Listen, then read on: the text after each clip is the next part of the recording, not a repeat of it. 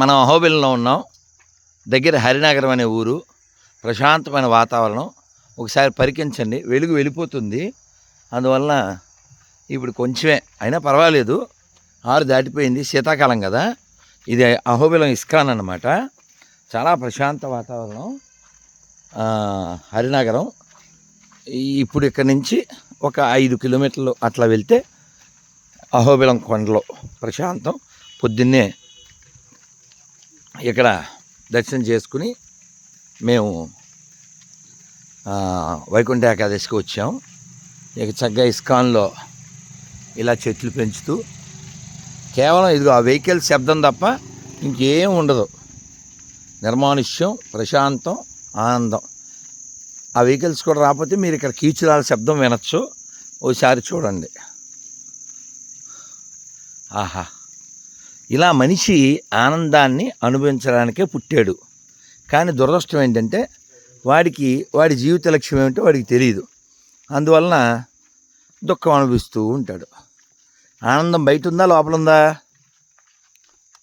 ఎక్కడుందరా ఆనందం? బయట లోపల? ఏ లోపల? బ్యాంకు లోపల. చూడు, సన్యాసి దండం పట్టుకుని వెళ్ళినట్టే ఉంటుంది. రే నిన్నేనా అన్నది? సన్యాసి దండం ఎలా పట్టుకుని. ఇది ఇస్కాన్ అండి. ISKCON kitchen. ఇది ఇస్కాన్ క్లోజా? కాదు, అది కాదు కదా నేను చెప్పే స్టాలు. మరి గోడ కూడా కలిసారా? స్టాల్ క్లోజ్ అయిపోయింది. స్టాల్ ఉండేది దాని ఇక్కడ. ఇస్కాను సస్య అని. ఓ ఇక్కడ దశావతారాలు. అబ్బా, తులసి పూజకి వచ్చాం. ప్రశాంత వాతావరణం.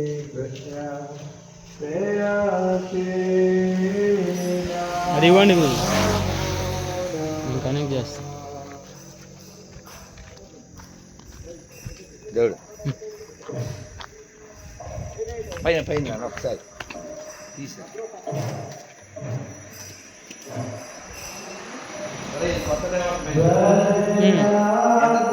అప్పుడు వచ్చావు కదా కృష్ణాష్టమి, లాస్ట్ ఇయర్ కదా. ఈ లేవురా ఎంత డౌన్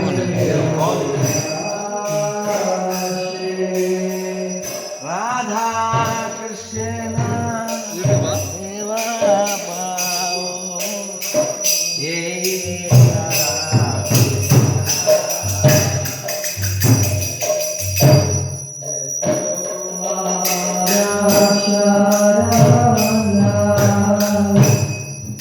Hare